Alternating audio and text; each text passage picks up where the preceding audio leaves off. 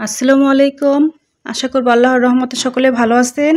আজকে আমি মাছের ডাল দিয়ে মাছের মাথা দিয়ে রান্না করব। তো কিভাবে রান্না করি চলুন দেখা যাক। প্রথমে মাছের ডালগুলোকে ভালো করে ভেজে নেব। লো হিটে ভালো করে ভেজে নেব। ভেজে নামিয়ে নেব। এখানে মাছের মাথা ভেজে নেব। লবণ, হলুদ, মরিচ দিয়ে ভালো করে একসাথে মিক্স করে নেব।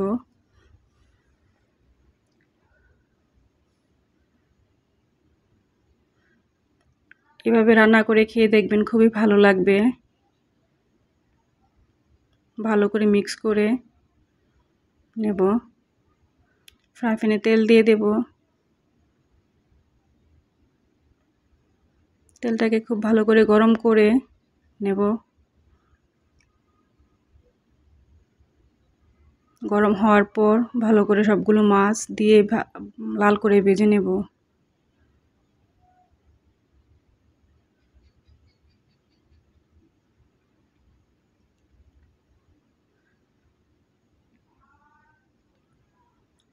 ভালো করে লাল করে উল্টে পাল্টিয়ে ভালো করে ভেজে নেব।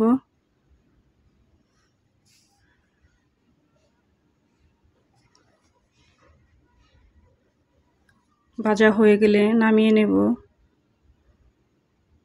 এদিক দিয়ে ব্লান্ডারে মাছের ডালগুলোকে ব্লান্ডার করে নেব। ঠান্ডা করে ব্লান্ডার করে নেব।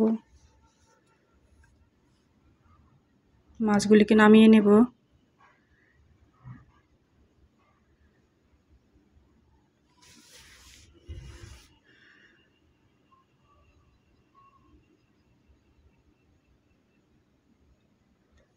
মাছের ডালটা ব্লান্ডার করে নিয়েছি।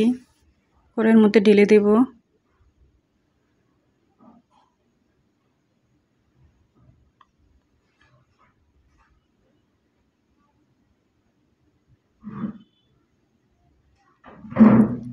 এখানে আদা, রসুন, পেঁয়াজের পেস্ট দিয়েছি, তেজপাতা, দারচিনি,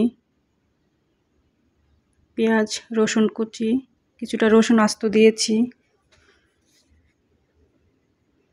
লবণ দিয়ে দেব, হলুদ, মরিচটা কম করে দিয়েছি, হলুদ দিয়ে দিব, ধনিয়ার গুঁড়ো, কিছুটা তেল দিয়ে দেব,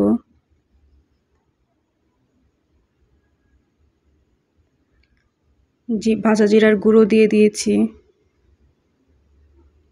কিছুটা পানি দিয়ে ভালো করে একসাথে মিশিয়ে নেব। এভাবে রান্না করে খেয়ে দেখবেন, আশা করব অবশ্যই ভালো লাগবে। খুবই সময় কম লাগবে। পরিমাণ মতো পানি দিয়ে দেব।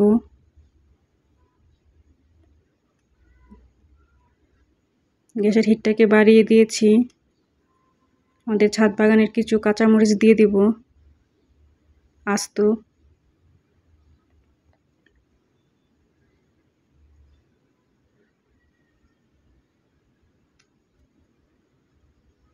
ভালো করে একসাথে নাড়াচাড়া দিয়ে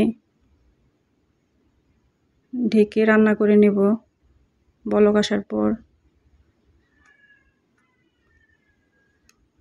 আসার পর চলে আসলাম। ভালো করে নাড়াচাড়া করে নেব।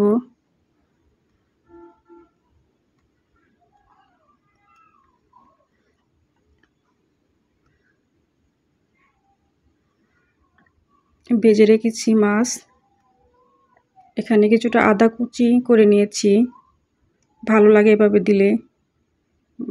ভেজে রাখা মাছটাকেও দিয়ে দিব।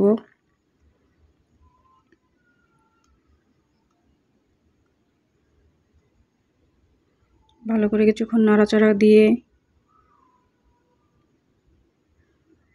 ভালো করে ডালটাকে সিদ্ধ করে রান্না করে নেব। কিছুক্ষণ পর ধনিয়া পাতা দিয়ে দিব। আমাদের ছাদ বাগানের ধনিয়া পাতা হাত দিয়ে ছিঁড়ে দিয়ে দিব।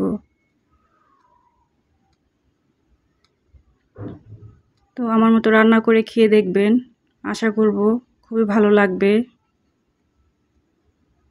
ডালটা ভালো করে সিদ্ধ হয়েছে।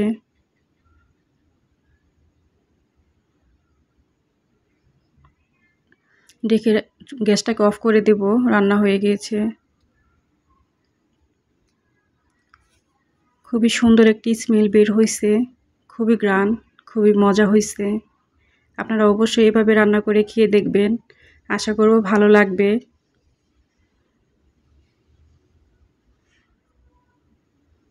আপনারা ভালো থাকবেন, সুস্থ থাকবেন। আমার চ্যানেলটাকে সাবস্ক্রাইব করে রাখবেন, লাইক শেয়ার কমেন্ট করে জানাবেন। আসসালামু আলাইকুম।